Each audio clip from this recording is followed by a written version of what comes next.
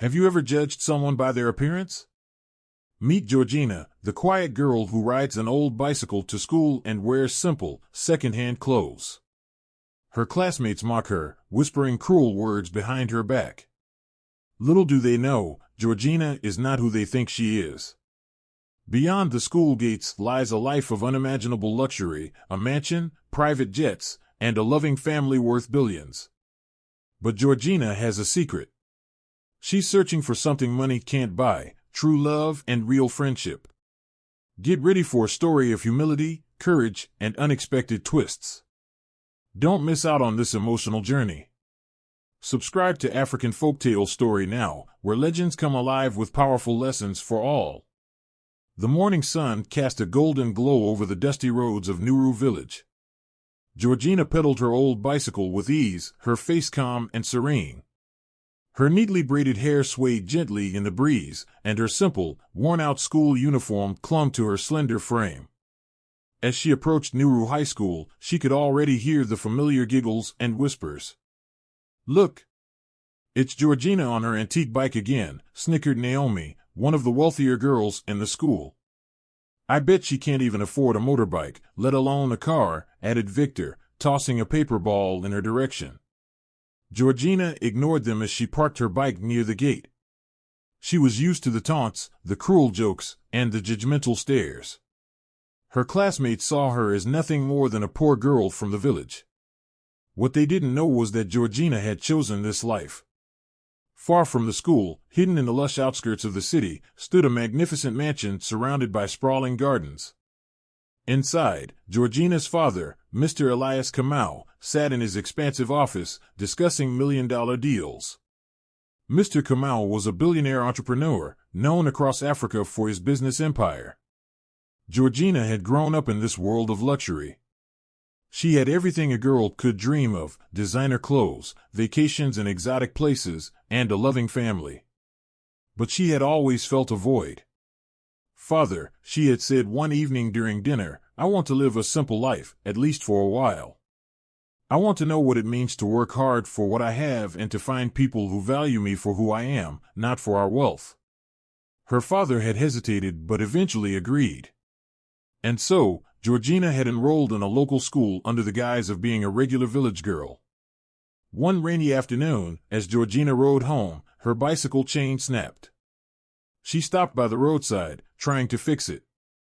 A young man passing by on a motorbike noticed her struggling and pulled over. "Need help?" he asked, his voice kind. Georgina looked up. The boy was tall and wore a simple, clean shirt. His name was Michael, and he was known for being one of the brightest students in the neighboring school. "Thank you, but I can manage," she replied, though she was clearly struggling. Michael smiled and insisted. Within minutes, he had fixed the chain. "There you go. By the way, my name is Michael." "I'm Georgina," she said, feeling a warmth in his presence. Over the next few weeks, Georgina and Michael grew closer. They would often meet after school, sharing stories and dreams. Michael admired Georgina's humility and resilience, unaware of her true background. For the first time, Georgina felt she had found someone who valued her for her character. But their growing friendship didn't go unnoticed. Naomi and her clique, jealous of the attention Georgina was receiving, began spreading rumors. "She's probably using him to get free rides on his motorbike," Naomi sneered. Michael confronted Georgina one evening. "Why do they treat you like this?" Georgina shrugged. "People judge what they don't understand. But it's okay. I've learned to focus on what truly matters." Michael looked at her with admiration. "You're stronger than you realize."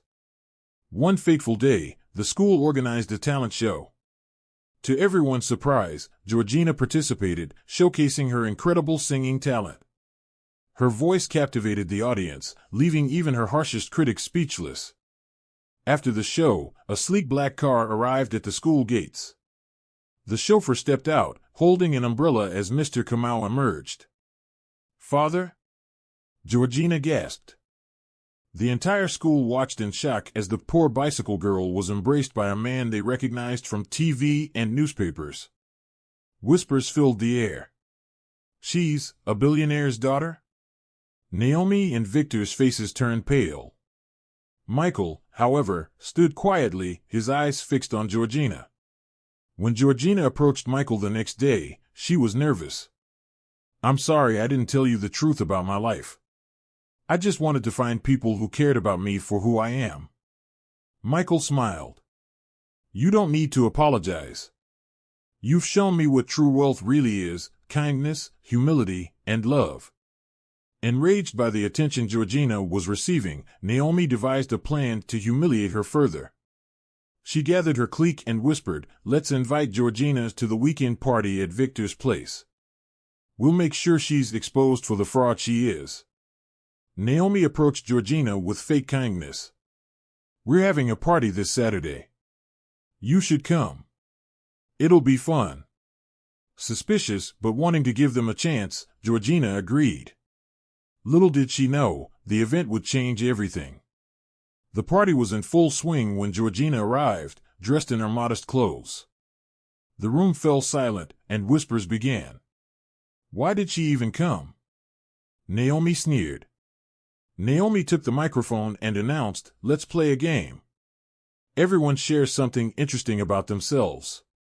When it was Georgina's turn, Naomi interrupted. "Tell us, Georgina, how does it feel being the poorest girl here?" Georgina froze, but before she could respond, Michael stepped in. "That's enough, Naomi. Being rich doesn't make you better than anyone. Georgina's worth more than all of us because of her heart." The room went silent. Georgina realized she had found true allies in Michael and a few others who stood by her side. The next day, Georgina's father invited Michael and his family to their mansion for lunch.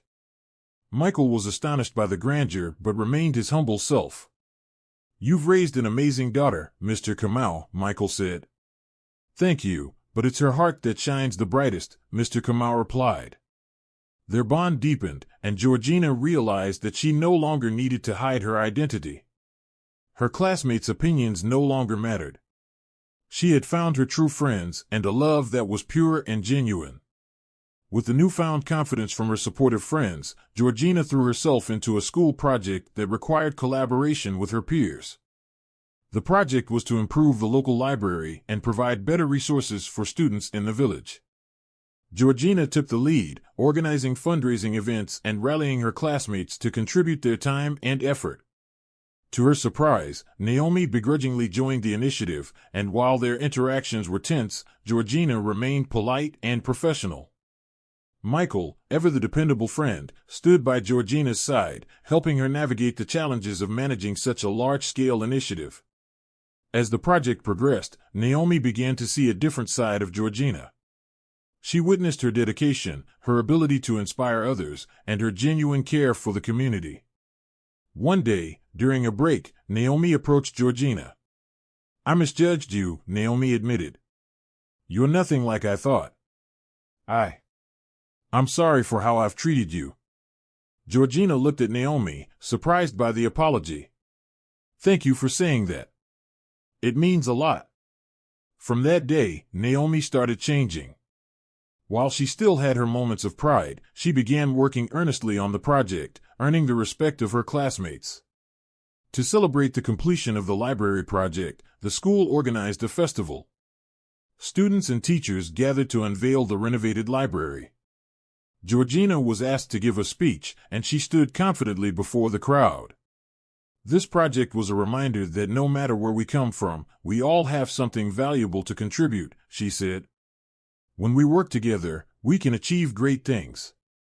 Her words were met with thunderous applause. Michael beamed with pride, and even Naomi clapped enthusiastically, her earlier animosity forgotten. As the festival was in full swing, a luxury car pulled up, and an elegantly dressed woman stepped out. It was Georgina's mother, who had returned from an overseas trip. Her presence caused quite a stir, as most students had never seen her before. Mrs. Kamau smiled warmly at the students and teachers. "I'm so proud of what you've achieved here, Georgina," she said. Turning to the headmaster, she added, "Our family would like to make a donation to the school to support future initiatives." The announcement was met with cheers, and Georgina's heart swelled with gratitude. Her life was now a perfect blend of humility and privilege, and she wouldn't have it any other way. Naomi, inspired by the impact of the library project, approached Georgina with an idea. What if we start a mentoring program for younger students? We can guide them to dream bigger and achieve more. Georgina smiled. That's a wonderful idea, Naomi. Let's do it together. The duo worked tirelessly, recruiting other classmates to join their cause. For the first time, Naomi felt a sense of purpose that went beyond appearances and social status. The mentoring program became a huge success, with the entire school praising their efforts. Michael revealed to Georgina his dream of becoming a doctor to serve underprivileged communities. It's something I've wanted since I was a child, he shared one afternoon. But it's not easy. Georgina was touched by his determination. You'll make it, Michael. And I'll be here to support you every step of the way. Moved by his passion, Georgina used her connections to help Michael secure a scholarship to a prestigious university. His gratitude was boundless, and their bond grew even stronger. Despite her transformation, Naomi occasionally reverted to her old ways, feeling envious of Georgina's closeness with Michael. Tensions arose when Naomi accidentally overheard a private conversation between the two. Do you think Naomi has truly changed? Michael asked. I believe she's trying, Georgina replied. But change takes time. Hurt, Naomi confronted Georgina. So, you think I'm still the same shallow person? Georgina sighed. Naomi, it's not about what I think. It's about what you show the world. Actions speak louder than words. During a school assembly, the headmaster announced a national competition for student leaders. Georgina, Naomi, and Michael were chosen to represent their school. The trio had to collaborate despite lingering tensions. The competition tested their leadership, teamwork, and problem-solving skills. Through the challenges, Naomi rediscovered her respect for Georgina and Michael, ultimately solidifying their friendship. As their final year of high school approached, Georgina and her friends reflected on their journey. They had grown from petty rivalries and misunderstandings into a close-knit team dedicated to making a difference. With college on the horizon, Georgina knew her life was about to change again. But this time,